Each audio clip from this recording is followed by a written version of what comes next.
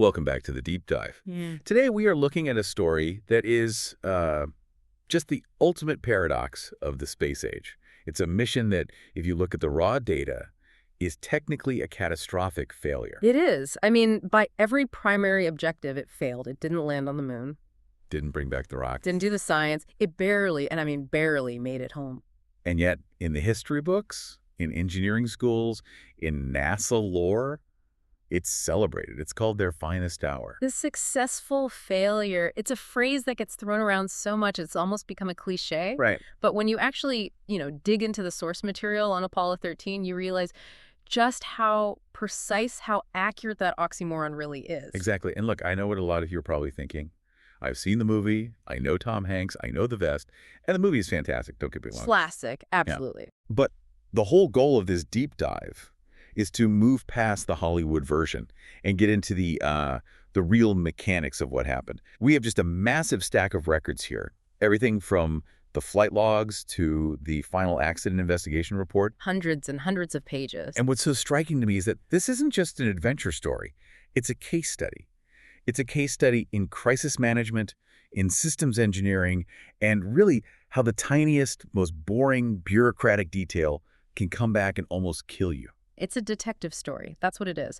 Because the bomb that went off 200,000 miles from Earth, it wasn't planted there by a saboteur. It wasn't some random act of God. It was placed there by a series of, completely mundane decisions. Mundane is the word. Dropped paperwork, a checklist that wasn't updated, and a voltage mismatch that happened years, literally years, before the rocket was even stacked on the launch pad. That's the part that just blew my mind reading through this. The fuse for Apollo 13 was lit in like 1965. Yeah. But before we get to the explosion, we have to set the scene. We do. It's April 1970. And reading through the cultural context from that time, the vibe towards the space program, it wasn't exactly ticker tape parade anymore. It was more, well, it was more meh. Meh is the perfect word for it. You have to put yourself in that mindset. Apollo 11 was the peak, the absolute summit. July 1969. Armstrong and Aldrin walk on the moon. Humanity's greatest achievement. The whole world stalks to watch. Goal achieved. Kennedy's promise from 1961 fulfilled. Then, a few months later, you get Apollo 12. And Apollo 12 was actually a huge technical achievement. The precision landing. The pinpoint landing, exactly. They landed right next to the Surveyor 3 probe. It proved we could do it again and do it with accuracy. But by the time Apollo 13 rolls around, which is less than a year after the first landing, right, the public is starting to ask, okay, we did it. We beat the Russians. Why are we still spending billions and billions of dollars on this? And the sources are very clear on this. Congress was already slashing the budget. NASA had already, and this is wild, they'd already canceled Apollo 20 before Apollo 13 even flew. Think about that. The momentum was just gone. It feels like the air was slowly but surely leaking out of the balloon. The TV networks were actually cutting back their coverage. Yeah. This mission, Apollo 13, was designated an H mission. The first landing, Apollo 11, was a G mission. Just get there, land, get back, prove it can be done. Plant the flag. Plant the flag. But the H missions were about science. They were about geology.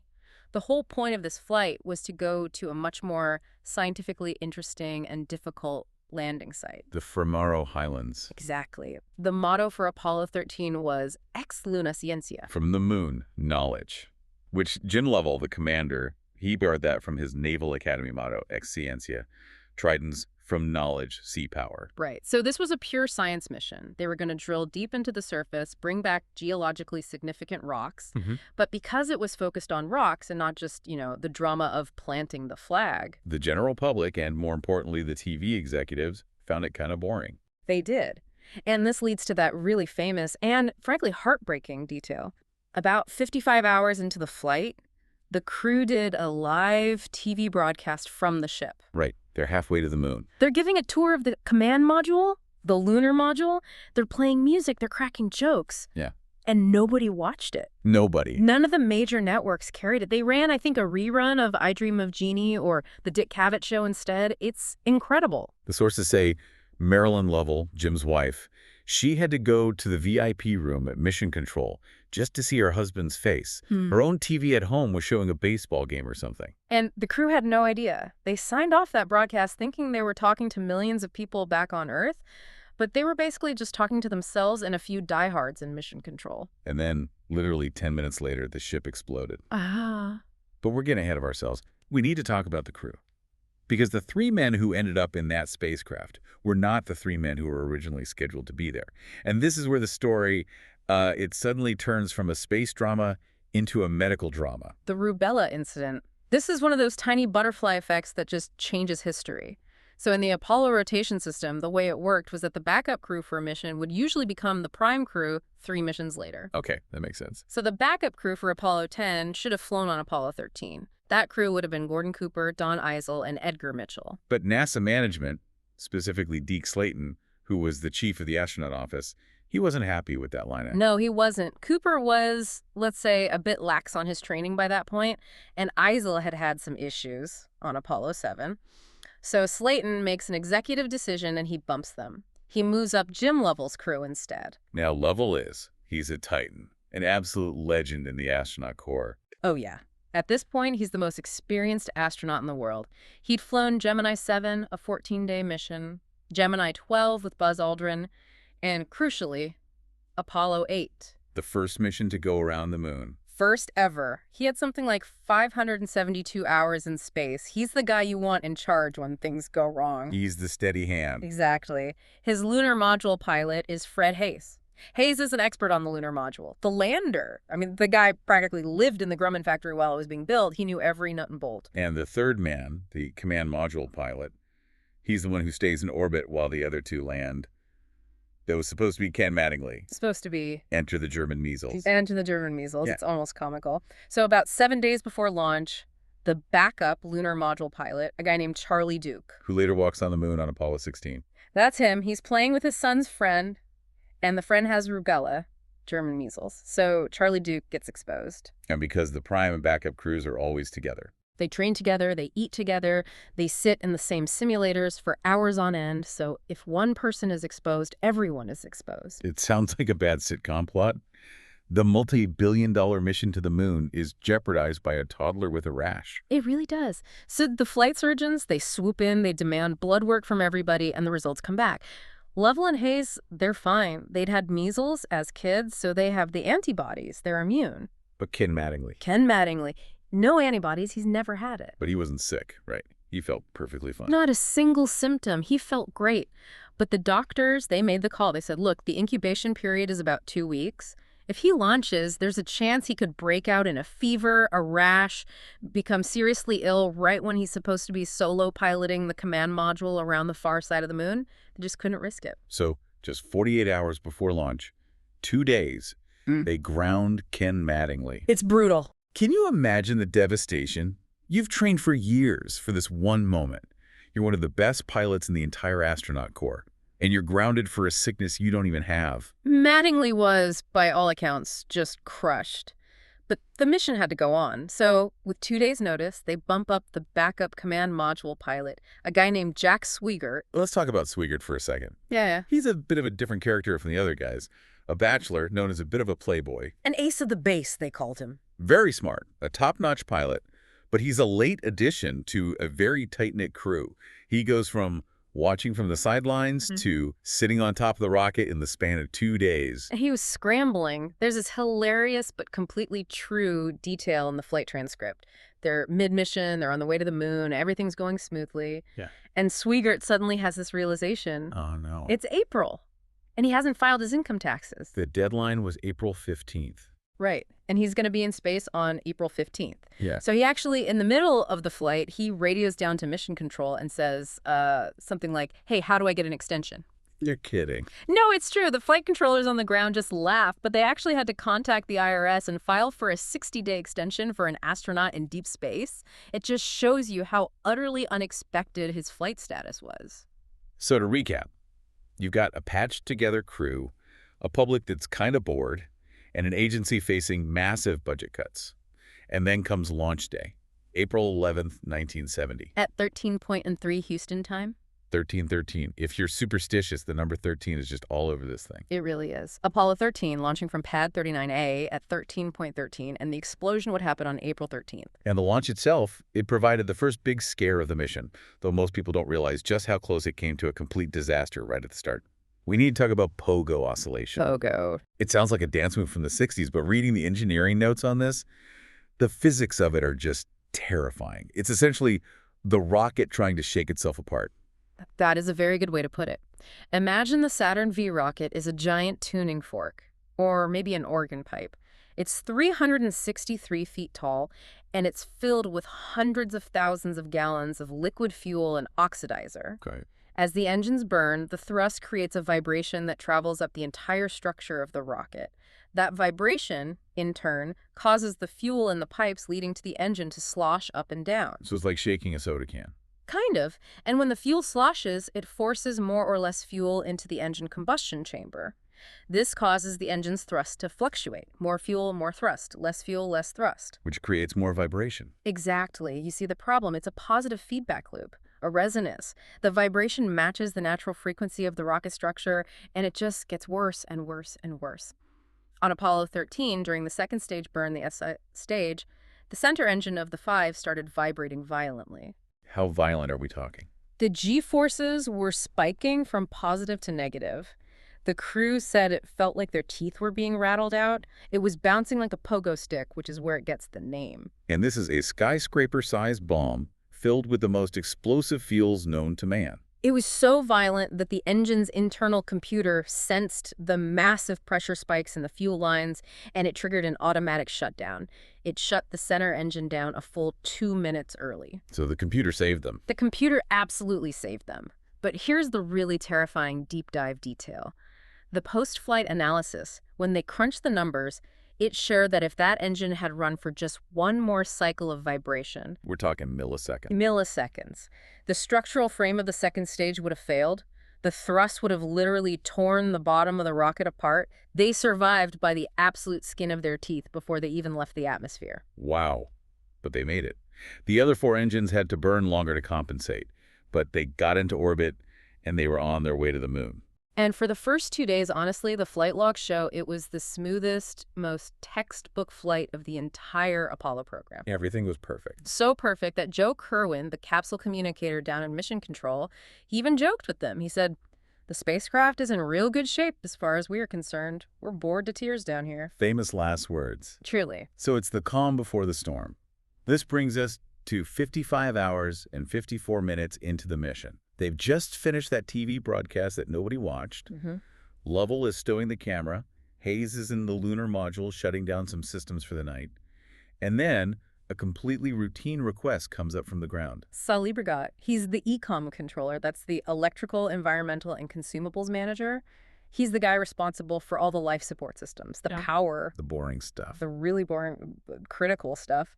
And he notices that the quantity reading on oxygen tank number 2 is fluctuating a bit. He thinks the contents might be stratified. Stratified. That just means the liquid oxygen is separated into layers of different densities, right? Exactly. In zero gravity, cryogenic fluids don't just sit nicely at the bottom of the tank. They float around in these big, lazy blobs. To get an accurate reading of how much you have left, you have to stir it up. So there are fans inside the tank. Little tiny fans. And the procedure was called a cryostir. It was considered routine maintenance, like checking the oil in your car. They did it every day. Totally routine. So Capcom radios up to the crew and asks Jack Swigert, "We'd like you to stir up your cryotanks." Swigert acknowledges. Okay. He reaches over to the instrument panel. He flips the switches labeled H2 fans and O2 fans. Yeah. And then nothing. For a while. For about 95 seconds, and then bang. A huge bang. The entire crew feels a shudder run through the spacecraft. The master alarm blares. On the ground, all the telemetry from the spacecraft just drops out. The screens go blank for 1.8 seconds. And then we get the dialogue that everyone in the world knows, but almost everyone gets slightly wrong. Right. The movie has Tom Hanks as Lovell saying, "Houston, we have a problem." Present tense. Very dramatic. Very declarative. Very Hollywood. But the actual transcript, it's so much more confused, more tentative. It's Jack Swigert who speaks first. He says, "Okay, Houston, we've had a problem here." We've had a problem. Past tense. As if it's over. Exactly. He thinks it was a single event that happened and is now finished. So Mission Control, confused, asks, "This is Houston, say again, please." And then Jim Lovell comes on the radio and confirms, Houston, we've had a problem. What's so fascinating is the total confusion in those first few minutes. Nobody knew what happened. Fred Hayes actually laughed. He thought it was a prank. Yeah, Hayes' first thought was that the cabin repressurization valve had popped. That valve makes a really loud bang when it activates. He thought maybe one of the other guys had opened it to startle him. He actually glared at Lovell. But Schweiger's first thought was a meteoroid strike. A micrometeoroid, yeah. Yeah. But the flight controllers on the ground, they are seeing something utterly impossible on their screens. They see the words, main bus be undervolt. Main bus be undervolt. Now, to explain that for you listening, the Apollo command module, which they called Odyssey, it runs on electricity generated by 3 fuel cells. Okay. These fuel cells work by combining liquid hydrogen and liquid oxygen. And a byproduct of that process is electricity and water. They feed their power into 2 main electrical circuits, or breaker panels, called Bus A and Bus B. So if bus B is undervolting. It means half of the spacecraft's entire power grid is dying, and then it gets worse. Fuel cell 1 fails. Then fuel cell 3 fails. The flight controllers are literally staring at their screens in disbelief. They think it has to be an instrumentation error. Because that many failures at once isn't something they'd ever simulated. Quadruple failure wasn't a real thing in their training manuals. The odds were astronomical. They were convinced the sensors were broken. Until Jim Lovell looks out the window, this is the moment the real horror of the situation sets in. Lovell is floating by the center hatch window. He looks out into the pure blackness of deep space, and he sees a cloud, a glowing, swirling cloud of gas. He keys a mic and he says, "It looks to me, looking out of the hatch, that we are venting something. We are venting something out into space." It was a guess. It was their oxygen, their lifeblood. Tank 2 was gone, completely empty. Tank 1 had been damaged in the explosion and was leaking fast. And without oxygen, the fuel cells can't work. It wasn't just that they were losing the air they needed to breathe. They were losing the ability to generate electricity and water. The command module was bleeding to death. This is the moment the mission changes completely. It goes from landing on the moon to how do we not die in the next hour? The whole world shifts. The decision is made very quickly to shut down the command module entirely. They had to save whatever power was left in its entry batteries. Those are the only things that could get them through re-entry. So they have to move the entire crew into the lunar module Aquarius. The lifeboat strategy. This had been theorized, on paper. It had even been simulated once, very briefly, during a training for Apollo 10. But it was always considered this absolute doomsday scenario, a 1 in a million shot. Because lunar module, it's not a spaceship. It's a lander. It's this fragile, flimsy, thin-skinned vehicle. It was designed to support 2 men for 2 days on the lunar surface. It had no heat shield. Its life support was minimal. Its batteries were tiny. And now this thing had to support 3 men for 4 days in the vacuum of deep space. It's like your main car breaks down on a cross-country trip, and you have to somehow cram your whole family into the tiny spare tire and drive it 1,000 miles home. And tow the dead car behind you. Right. It's an impossible situation. So they're in the lifeboat, but they are still moving away from Earth at thousands of miles per hour. You need to turn around. This leads to a massive, urgent debate in mission control about trajectory. Why couldn't they just fire the big engine on the back of the ship and do a U-turn? That's the direct abort option. And on paper, it's the fastest way home. You turn the whole spacecraft stack around 180 degrees, and you fire the main engine, the Service Propulsion System, the SPS, to cancel your forward momentum and send you straight back to Earth. But there was a huge problem. A catastrophic problem, potentially. The explosion happened in the service module, Bay 4 of the service module, which is right next to the SPS engine. They had no idea if the engine bell was cracked or if the fuel lines were severed or what the damage was. Exactly. Gene Kranz, the flight director, he put it best. He said, if we light that engine and it's damaged, it could blow the whole spacecraft to bits. It was just too risky. So failure wasn't an option, but neither was the main engine. So they have to use the lunar module's engine instead, the descent engine. Yeah. But they aren't on a free return trajectory, are they? No, and this is a really crucial detail. For a standard moon mission, you can be on what's called a free return trajectory. It's like a cosmic slingshot. If your engine fails, the moon's gravity will just naturally swing you around and send you back towards Earth. A built-in safety feature. Right. But to get to the specific rocky landing site they were targeting from Morrow, Apollo 13 had performed a maneuver earlier in the flight that took them off that free return path. They were on something called a hybrid trajectory. So they did nothing. If they did nothing, they would miss Earth by about 40,000 miles and drift out into deep space forever. My God. So they have to perform a burn with the lunar module's little engine to get back on track. And they have to do the math for that burn fast. And not only that, they have to transfer the guidance data, the alignment numbers, the where are we pointing information from the dying command module's computer to the lunar module's computer before the CM dies completely. And they couldn't do it electronically. So how did they do it? Jim Lovell did it by hand. With a pencil and a pad of paper, he's reading the numbers off one screen, doing trigonometry in his head, and manually punching them into the other computer while the alarms are blaring and the ship is dying around him. Incredible. They fire the LM engine. It's a 34-second burn. And it works. They are back on a free return trajectory. And this path, this new emergency path, takes them around the far side of the moon. And because of the weird orbital mechanics of this specific trajectory, they end up going higher above the lunar surface and farther from Earth than any other mission. It's a record that still stands to this day. On April 15, 1970, the crew of Apollo 13 was 400,171 kilometers from Earth. That's almost 250,000 miles. No human being, before or since, has ever been that far away from home. It's just haunting to think about that. They're in this crippled, freezing ship in the total radio silence of the moon's shadow, further out than anyone has ever been. It must have been the loneliest moment in human history. And while they're back there, they and Mission Control realize the free return path is too slow. It'll get them home eventually, but they'll run out of water and power for the lunar module long before they reach Earth. They need to speed up. They need to speed up, so they need to do another engine burn. This one was called the PC+2 burn, which stands for Pericynthian plus 2 hours. Basically, 2 hours after their closest approach to the moon, they needed to fire the engine again to get on a faster path home. But there's a snag: navigation. Mm-hmm. To do an accurate burn, you need to know exactly which way you're pointing. Right, and usually the astronauts use a special telescope in the spacecraft to look at known stars. They'd center a star like Sirius in the crosshairs, and that would tell the guidance computer its orientation. But they couldn't see the stars. They couldn't. The spacecraft was surrounded by this huge, glittering cloud of debris from the explosion, millions of tiny, sparkling shards of frozen oxygen, mylar insulation, and metal. When Lovell looked through the telescope, he couldn't tell the difference between a real star and a piece of trash. They were flying blind. This is a real MacGyver moment for orbital navigation. If you can't see the stars, what do you use? You use the one star you absolutely can't miss: the sun.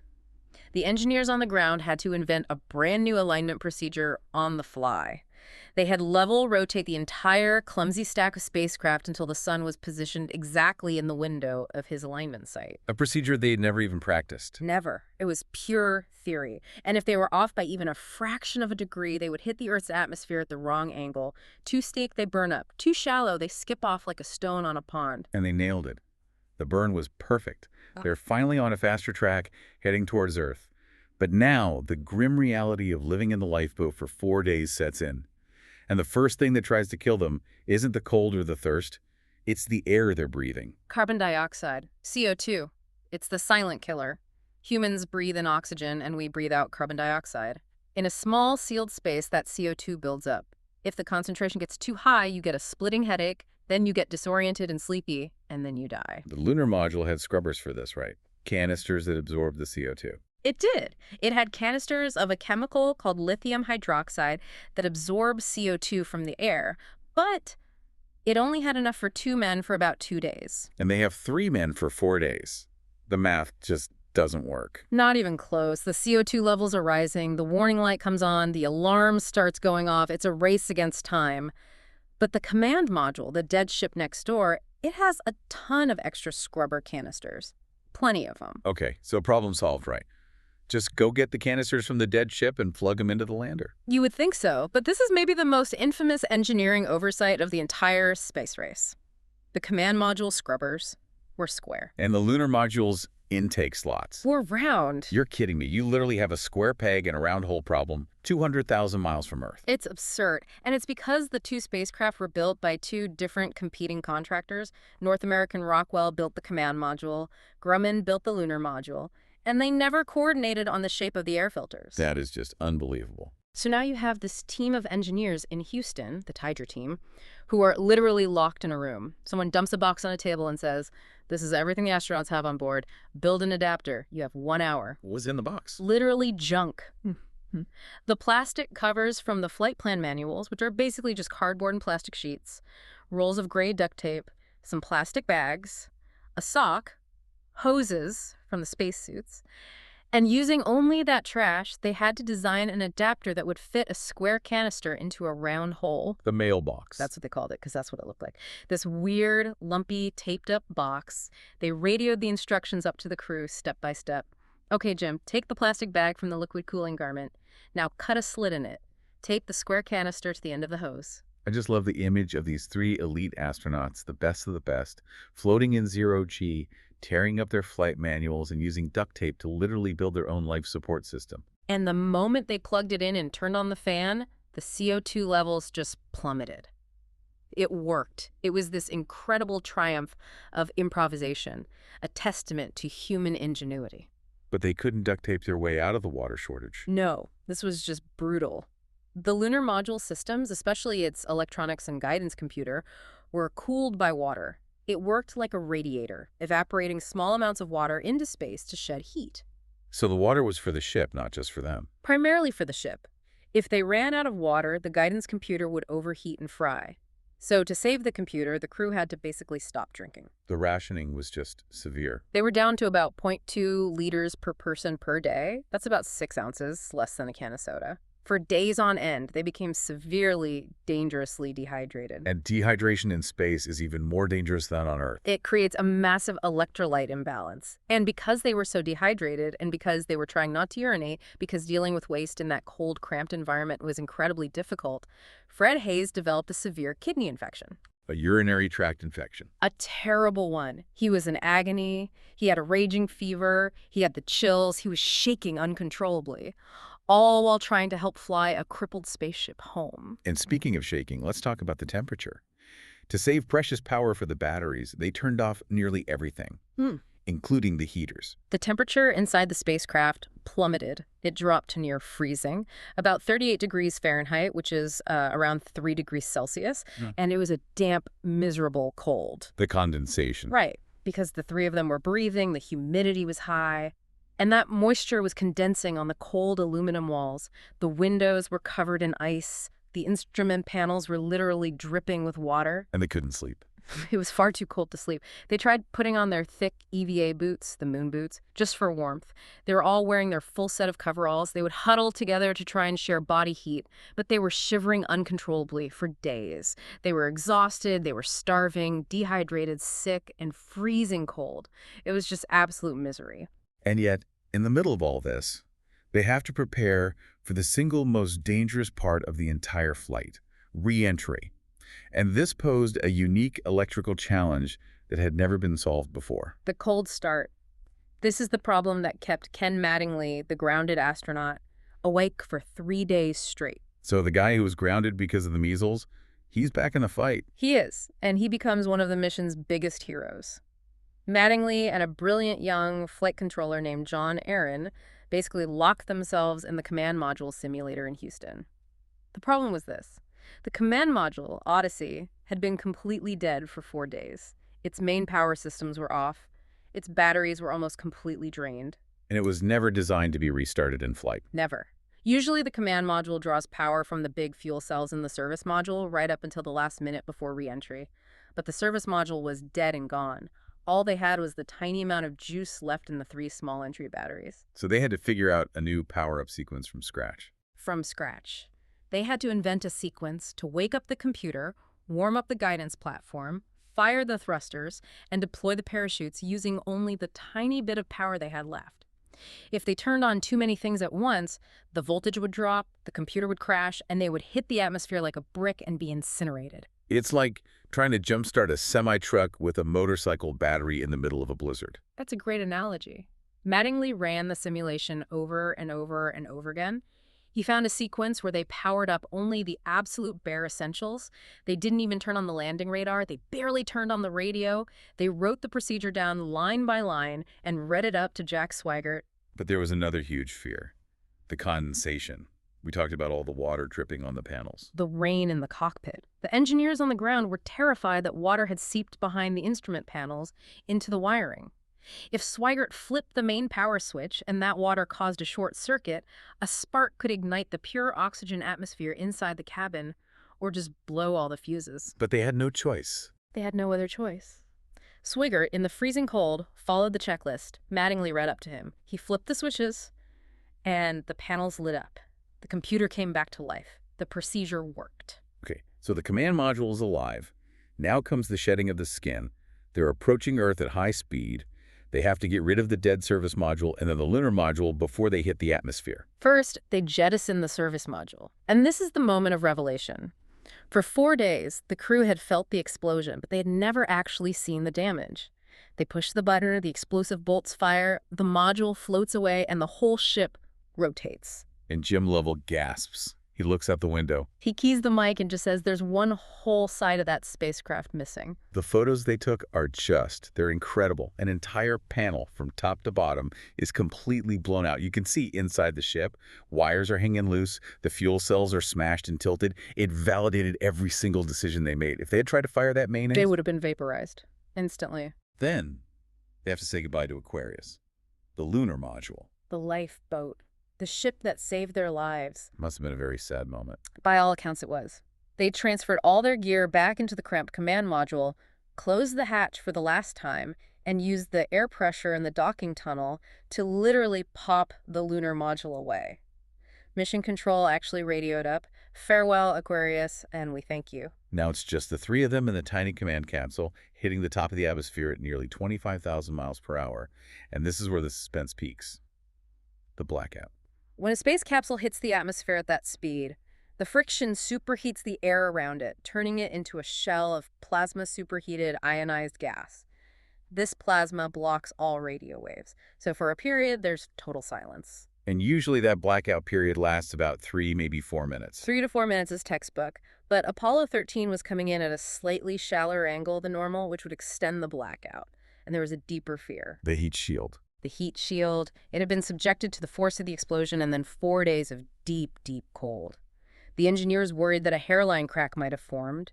If there was even a tiny crack, the 5,000-degree plasma would burn right through the capsule. So the blackout started. The clock in Mission Control ticked. 3 minutes passed. 4 minutes. Silence from space. 4 minutes and 30 seconds. The flight controllers in Mission Control were starting to look at the floor. You can see it in the footage. The tension is unbearable. 5 minutes. Still nothing but static. The famous news anchor, Walter Cronkite, is live on TV just holding his breath, staring at his monitor. 5.5 minutes. And then, at nearly 6 minutes, an absolute eternity in Mission Control time-a-crackle, the voice of Jack Swigert. "Okay, Joe." And the room just erupts. They were alive. The parachutes deployed perfectly. They splashed down safely in the South Pacific near American Samoa. They were cold, they were sick, they had lost a combined 31 pounds between them, but they were alive. A successful failure. The successful failure. But the story, it doesn't end at splashdown. Because as soon as they were safely on the deck of the carrier Iwo Jima, the questions started. What happened? What was the bomb in the tank? This is the final part of our deep dive, and it's arguably the most important part for anyone interested in how complex systems fail, the investigation. The Courtright Review Board was convened to find the truth, and what they found is a masterclass in how small mistakes cascade into a catastrophe. It wasn't a meteor. It wasn't a random part failure. It was a manufacturing and procedural error chain. And to find the first link in that chain, you have to go all the way back to 1965. 1965, 5 years before the launch. 5 years. The oxygen tanks were built by a contractor called Beech Aircraft. Inside the tanks, they had heater elements and thermostat switches. These switches were like the thermostat in your house. They were designed to turn off the heater if the temperature got too hot to prevent damage. Okay, a simple safety device. A very simple device. And the original specifications for the Apollo spacecraft said these switches needed to be able to run on 28 volts DC. 28 volts. Standard aircraft and spacecraft power. Right. But in 1965, NASA issued a change to the spec for the ground support equipment at Kennedy Space Center. They decided they wanted to use 65-volt power on the launch pad to pressurize the tanks faster during testing. Okay, so the ground equipment is now 65 volts. The switches inside the tank are still rated for 28 volts. Did anyone tell the switch manufacturer to upgrade their design? No. The memo, the paperwork, it got lost or ignored. Nobody at Booch Aircraft ever got the instruction to upgrade the switches to handle 65 volts. So you have a tank that gets installed in Apollo 13 that has 28-volt switches, but it's going to be tested on the ground with 65 volts. That's discrepancy number one. Now for the physical accident, the drop shelf. This specific oxygen tank, serial number 1024X, it was originally installed in the Apollo 10 service module, but it was removed for some modification. During the removal process at the factory, a lifting fixture broke, and the entire shelf assembly that the tank was mounted on fell about 2 inches. 2 inches, that's barely a stumble. It sounds like nothing. It seemed minor. They did a visual inspection, saw no external damage, wrote it up, and put the tank back on the shelf. But what they couldn't see was that the 2-inch jolt had slightly jarred a fill and drain tube inside the tank. It was just a little bit out of alignment. Fast forward to a few weeks before the Apollo 13 launch. The tank is now in its service module. They're on the launch pad doing a full dress rehearsal, the countdown demonstration test. They fill the tank with liquid oxygen. Then after the test, they try to empty it. And it won't drain properly. Because of that little jolt from the drop shelf years ago, the plumbing inside is kinked. All the other tanks drain just fine. Apollo 13's oxygen tank 2 is stuck half full. So the engineers are standing around on the pad with a problem. They can't launch with a tank that's half full and won't drain. They need to get the oxygen out. They come up with what seems like a clever solution. They decide to use the internal heaters to boil off the oxygen. It's a smart idea, in theory. Just turn on the heaters, turn the liquid oxygen into gaseous oxygen, and vent it harmlessly out. But here is where the trap snaps shut. To power the heaters on the launch pad, they plug the tank into the ground power supply. The 65-volt The 65-volt supply. And they turn on the heaters. The thermostat switches inside are rated for 28 volts.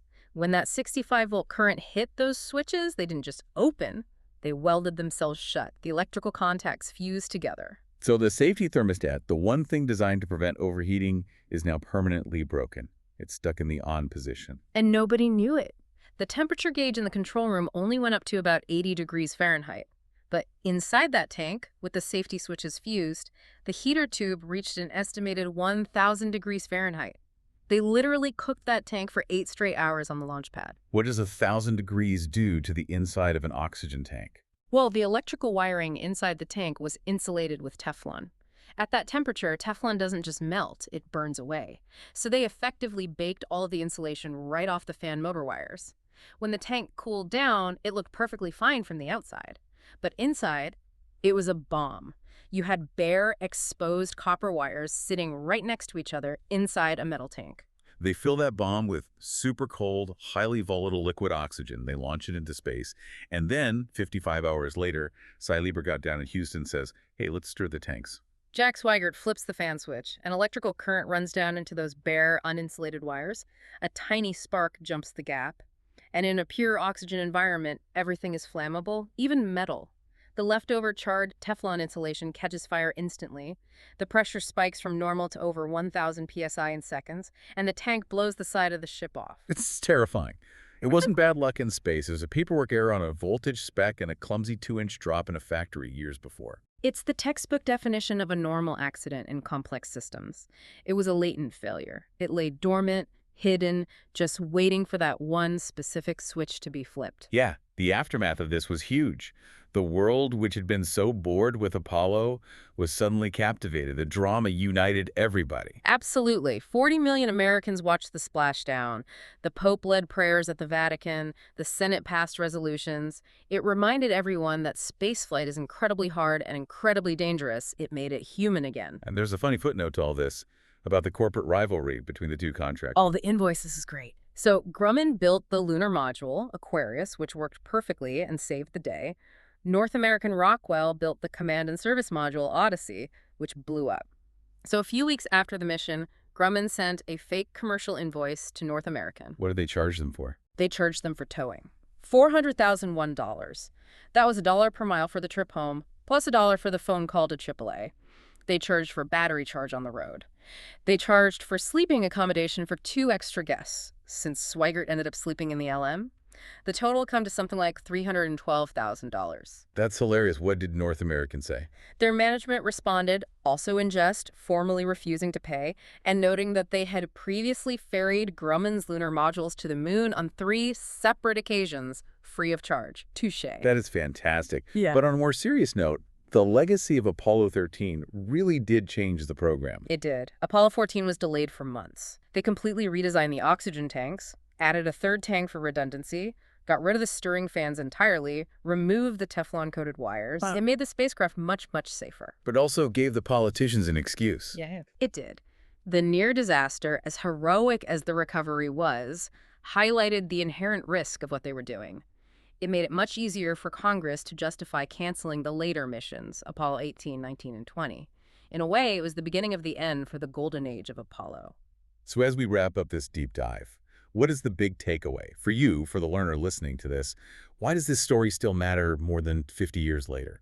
For me, it always comes back to the human element in the loop. We talk so much now about AI, about automation, about taking humans out of the equation. But on Apollo 13, when the computer failed, when the manual was useless, when the hardware itself blew up, it was 3 guys shivering in the dark and a brilliant team of engineers on the ground with slide rules and duct tape who saved the day. It is the ultimate triumph of human adaptability over rigid, failing systems. Absolutely. And here's the provocative thought I want to leave all of you with.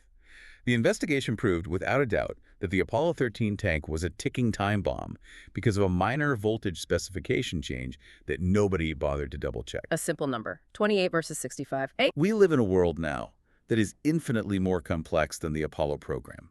Think about the global power grid, the internet's infrastructure, the code running global finance, the AI models we're building. How many minor unchecked discrepancies are sitting dormant in those systems right now? How many drop shelves are there in the history of our modern world just waiting for someone somewhere to flip the wrong switch? It's a very sobering thought to end on. It is. If you get a moment, go online and search for Apollo 13 mailbox. Look at the picture of that thing they built with duct tape and cardboard. It's a piece of modern art. Thanks for listening to this deep dive. Stay curious. See you next time.